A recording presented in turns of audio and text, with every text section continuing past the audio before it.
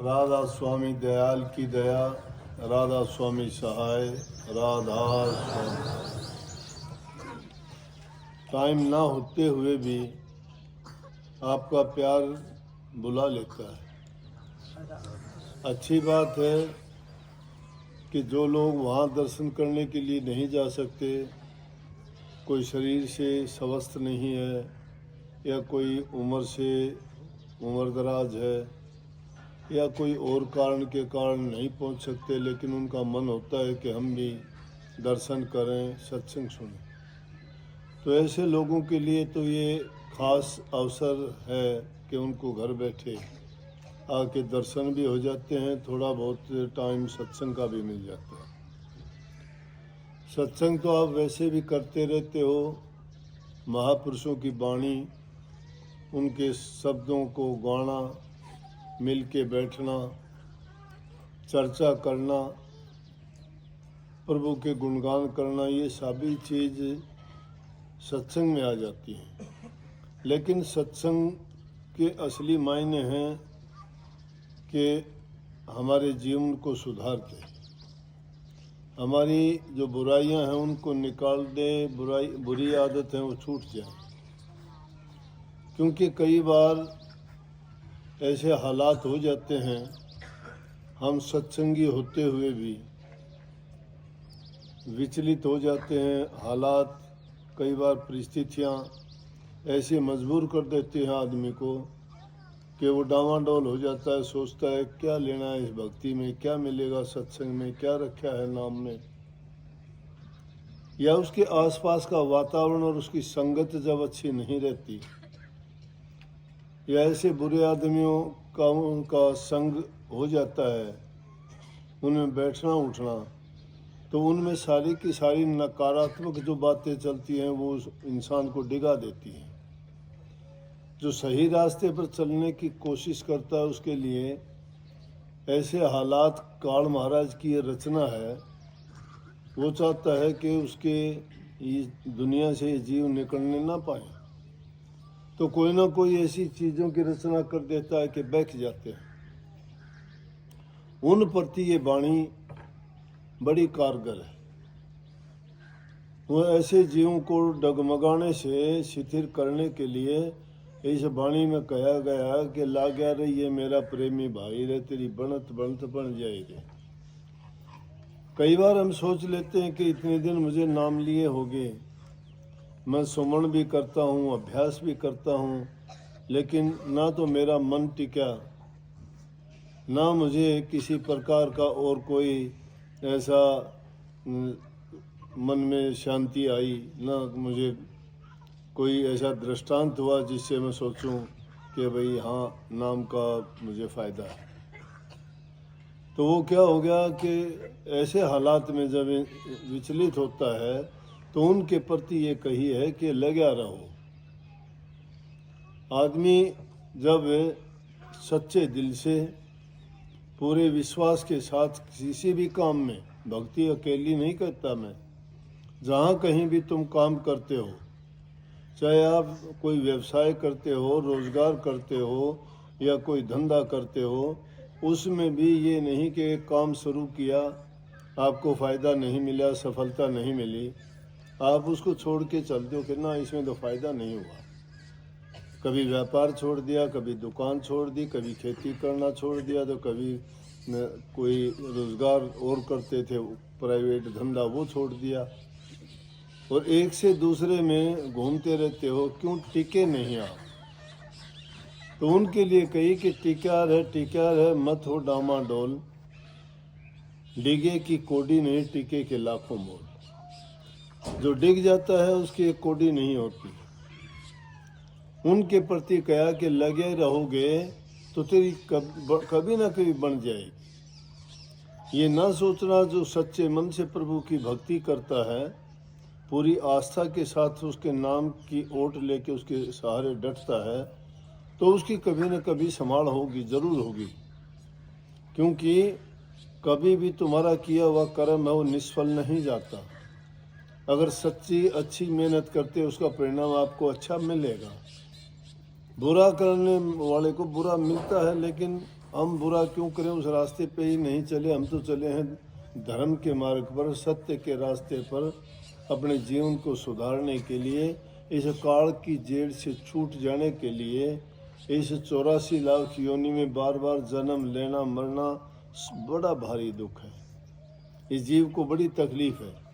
इसलिए उन प्रति कही, उनके लिए कितनी बात कही कि अंका की बन गई, बंका की बन गई, मीराबाई की बन गई, नामदेव की छान छप गई, बलख बुखारा के बादशाह की बन गई।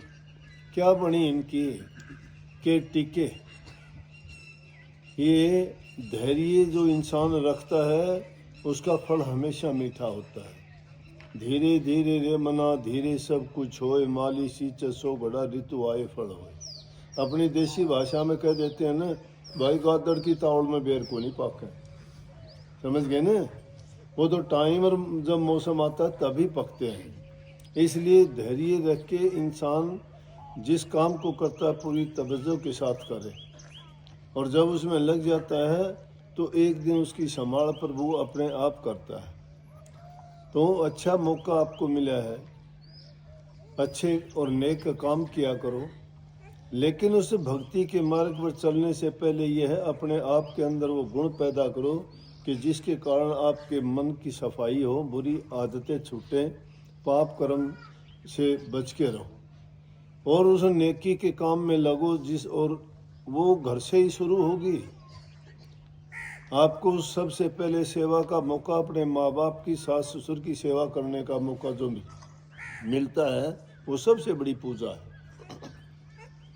बेशक मंदिर ना जाओ, बेशक मस्जिद ना जाओ, बेशक व्रत ना रखो, अपने माँ बाप के सास ससुर बुजुर्ग आदमी हैं, उनकी सेवा करो, दुख में तकलीफ में उनको दवा दारू करो, टाइम पर उनको खाना दो, उनके दुख दर्द पीड़ा को सुनो और उनके साथ अच्छा बर्ताव करो, मीठा बोलो। मैं कहता हूँ कि आपकी सारी भक्ति पूरी हो जाएगी।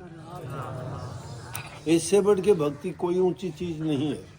अरे तुम जाते सत्संगों में हो, पूजा मंदिरा में करते हो, रोज तीर्थों पे धक्के खाते हो और सोचते क्या हो, वहाँ से बुरी आदत लेके आते हो। घर में आके तुम झगड़ा करते हो, कोई अपनी पत्नी को बुरा भला बोलता है, कोई माँ बाप को बुरा बोलता है, कोई बहू है तो अपने सास ससुर को टाइम पर खाना नहीं देती, उनको उल्टा सीधा बोल के उनके कोई ना कोई पीड़ा पहुंचाती है। तो वो बात बहुत बुरी है। और वो फिर सत्संगों में जाए, चाहे वो किसी भी गुरु को माने, किसी भी धर्म को माने, मैं कहता हूँ वो कुछ भी नहीं।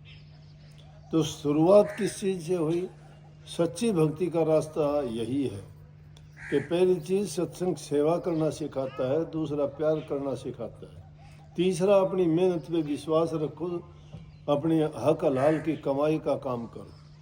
जो अपनी हक हलाल की कमाई नहीं करता है, विष्णुओं की कमाई नहीं खाता है, हेरा फेरी का, ठगा बगी का, भ्रष्टाचार का, चोरी का या हेरा फेरी का, किसी के लेके नहीं देना, और इस तरह के जो काम करता है, जैसा अन्न खाएगा इंसान वैसा ही उसका मन हो जाएगा, जैसा मन होगा उसके वैसे ही विचार हो जाएंगे, जैसे विचार होंगे वैसे उसका जीवन बन जाएगा। चोर चोरी करता चलेगा, धर्मात्मा धर्म करता चलेगा, ये तो कर्म का अभ्यास है। भक्ति के मार्ग पर चलोगे तो आप प्रभु का नाम लेके जितने काम करोगे सब काम करोगे, कोई भी काम होगा लेकिन आपके दिल में दया होगी, धर्म का पालन करोगे, सच्चाई के साथ मेहनत करके अपना कमा के खाओगे, दूसरों को किसी प्रकार की पीड़ा और दुख नहीं दोगे, तो आप जीते जी ही आपने अपने जीवन को जीत लिया है। स्वर्ग और बैकुंठ कहीं नहीं है, किसी की रजिस्ट्री टेलीफोन नहीं आया, सारी की सारी चीज़ें यही हैं। किसी भी आडंबर पाखंड में फंसने की ज़रूरत नहीं। बहुत ठग लोग फिरते हैं, चोला किसी चीज़ का पहन लेते हैं, पल्ले उनका कुछ नहीं होता है। वो संसारी लोगों को डराते हैं, धमकाते हैं, झूठी सच्ची बातें बनाते हैं। अरे परमात्मा ने किसी को भी ऐसी अथॉरिटी दे के नहीं भेजा कि तू उनके भविष्य बताना, तू उनका जीवन बदल देना। क्या क्या फंड पता नहीं दुनिया जोड़ लेती है, उन फंडों में पड़ने की ज़रूरत नहीं। और उन सब का इलाज है तो वो प्रभु के नाम में है, वो भक्ति में है। तुम अपना इलाज घर बैठे कर सकते हो, सच्चे मन से जो तुम काम करोगे, रोग बीमारी से बचोगे, बुराइयों से बचोगे। क्योंकि आदमी को पीड़ा कब होती है? जब किसी का दिल दुखाता है, जब कोई किसी के लिए बुरा बोलता है, बुरी भावना रखता है, उसकी आत्मा जब तड़पती है और किसी ने उसका बुरा किया है तो उसके लिए कभी वो अच्छा नहीं सोच सकता। लेकिन जिसके लिए तुम्हें प्यार है, जो तुम्हारा अच्छा करता है, उसके लिए आप हमेशा सोचोगे। अरे आशीर्वाद देते भी तुम किसी को एक रोटी का टुकड़ा देते हो, वो भी कहता है परमात्मा तेरा भला करे। कहता है कि नहीं कहता? भूखे इंसान को तुमने अगर किसी पथिक को, किसी रास्ते चलते को पानी भी पिला दिया तो भी वो पानी पी के आपका धन्यवाद करेगा, क्योंकि आपने उसकी प्यास को मिटाया है। किसी की प्यास को मिटाते हो, भूख को मिटाते हो, किसी की छोटी मोटी ज़रूरत होती है उसको पूरा करते हो, तो उसके हृदय से आपके लिए आशीर्वाद ही निकलेगा, अच्छी दुआ निकलेगी। और वो अच्छी दुआ, अच्छे विचार आपको फलीभूत होंगे। इसीलिए ये आशीर्वाद, पुराने ज़माने की बातें सुनते आए ना कि वे उसने उसको श्राप दे दिया। श्राप देना क्या है? तड़पता हुआ दिल, अगर किसी को पीड़ा दी हमने तो उसको दुख तो होगा ना। और वो दुखी मन से अगर किसी के बारे में कुछ सोचेगा तो भला कैसे होगा? अरे अग्नि को डालोगे तो जला देगी, पानी डालोगे तो ठंडक ही देगा। अच्छे इंसानों से मिलोगे तो तुम्हें प्यार से ही बोलेगा, इज्जत से बोलेगा। दुष्ट आदमियों के साथ मिलोगे तो झगड़ा बाजी होगा या उससे गाली गलौच या बोलने में आपसी तकरार ही बढ़ेगी। इसलिए अच्छी संगति रखो, चौथा कारण है ये। माँ बाप की सेवा करो, मीठा बोलो, अपना कमा के खाओ और बुरी संगति से बचो। कही है कि दुष्ट संग न दिए विधाता, ताते भलकर नरक ही बासा। इससे अच्छा नरक में वासा मिल जाए वो अच्छा है। दुष्ट आदमियों का संग नहीं करना चाहिए।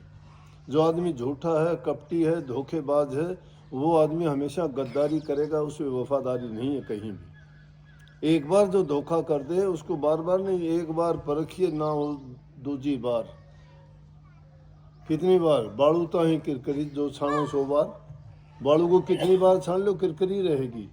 इसको एक बार परख लिया कि ये आदमी भला नहीं है तो उससे अच्छाई का कभी ये आशा ना रखो।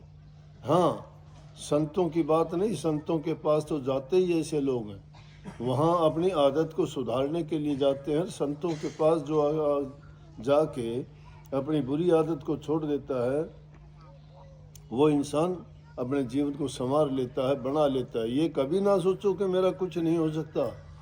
कभी भी कितनी भी उम्र में जाके इंसान अगर बुराइयों को छोड़ दे, अच्छा काम कर ले। अगर कोई बर्तन मैला हो गया है, कोई सोच ले कि मैंने पाप किए हैं, अब मैं क्या जाऊं संतों के पास, क्या जाऊं, क्यों नाम लूं मैं, क्या होगा मेरा, मैंने बड़े पाप किए हैं। अरे कोई बर्तन अगर मैला हो गया, तुमने आग पर रख दिया, बर्तन है, पतीला देगची जो भी है रखते हो, वो बहुत काला हो जाता है, परत चढ़ जाती है, लेकिन उसको अगर मांजोगे धोओगे तो सफाई नहीं होगी। तो इसीलिए नाम रूपी जो जल है, नाम रूपी जो अमृत है, वो ऐसी दवाई है जो हमारे सब पापों को धो डालती है। पहले बुरा कमाए कर विष की बांधी पोट, कोट कर्म पल में कटे जवाए सतगुरु की ओट। कोटि करोड़ों पाप करके भी सतगुरु के शरण में चला जाए तो छिन में सारे के सारे दग्ध हो जाते हैं। प्रभु का नाम बहुत पवित्र है, वो सब दुखों को, सब पापों को मिटने वाला, सब प्रकार की सुख शांति धैर्य देने वाला, हर प्रकार की जो भी आपकी तमन्ना इच्छाएं हैं, अगर वो नेक और सही हैं, जिससे किसी को दुख नहीं देना, वो सभी की सभी वो पूरी करते हैं। इसलिए अगर इस जीवन को भोगते हुए जिसने नाम ले रखा है, भक्ति करता है, सच्चे मन से इन आदतों को, इन नियमों का पालन करता है, वो आदमी सुखी जीवन जीता है। उसके अच्छे विचार हो जाते हैं। उस अच्छे विचारों को सुमति कहते हैं, सद्बुद्धि कहते हैं। जहाँ सुमति वहाँ सुख नाना। जहाँ सुमति है वह नाना प्रकार के सुख है, जहाँ कुमति वहाँ दुख विदाना। जहाँ कुमति है बुरे विचार है, बुरे ख्याल है।